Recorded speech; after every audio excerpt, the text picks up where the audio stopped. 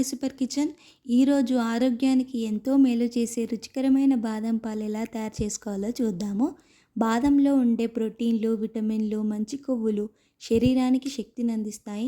కేవలం కొద్దిసేపటిలోనే ఈ రుచికరమైన బాదం పాలను ఇంట్లోనే సులభంగా తయారు చేసుకోవచ్చు. మరి ఆలస్యం ఎందుకు?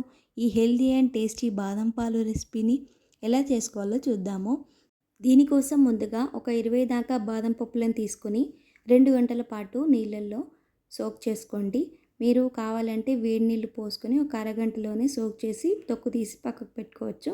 ఇప్పుడు ఒక గిన్నె తీసుకుని దాంట్లోనే 1/2 లీటర్ వరకు పాలు వేసుకొని ఒక పొంగు వచ్చే వరకు మిక్స్ చేస్తూ ఉండండి. కొంచెం చిక్కబడేంత వరకు ఉంచండి. ఇప్పుడు బాదం తొక్కులన్నింటినీ తీసుకోవాలి. ఈ విధంగా తీసుకున్నాక వీటినన్నిటినీ మిక్సీ జార్లో వేసుకొని ఫైన్ పౌడర్ లాగా గ్రైండ్ చేసి తీసుకోండి. మన ఛానల్ ఎవరైనా కొత్తగా చూస్తున్నట్టయితే ప్లీజ్ సబ్స్క్రైబ్ చేసుకోండి. ఇలాంటి మరెన్నో రెసిపీస్ మీ ముందుకు తీసుకొస్తాను. చూడండి, ఈ విధంగా ఫైన్గా గ్రైండ్ చేశాక దీంట్లోనే కొద్దిగా వాటర్ వేసుకోండి, లేదంటే మిల్క్ కూడా వేసుకోవచ్చు. చూడండి, ఈ విధంగా పేస్ట్లా అయ్యే విధంగా చేసుకొని ఇప్పుడు ఈ మరిగే పాలలో దీన్ని వేసుకోవాలి. మనం చేసి పెట్టుకున్న పేస్ట్ని వేసుకొని కలుపుతూ బాయిల్ చేసుకోండి.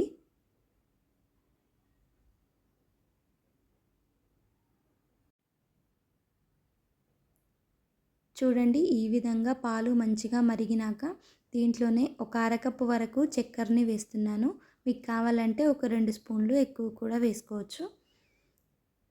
ఈ విధంగా వేశాక ఈ పంచదార అంతా పూర్తిగా కలిసే వరకు మిక్స్ చేస్తూ బాయిల్ చేసుకోండి.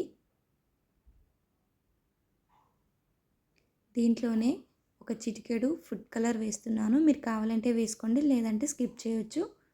కేవలం కలర్ కోసం మాత్రమే వేశాను. చూడండి, ఇవి చిక్కబడేంత వరకు మంచిగా మిక్స్ చేస్తూ ఉండండి.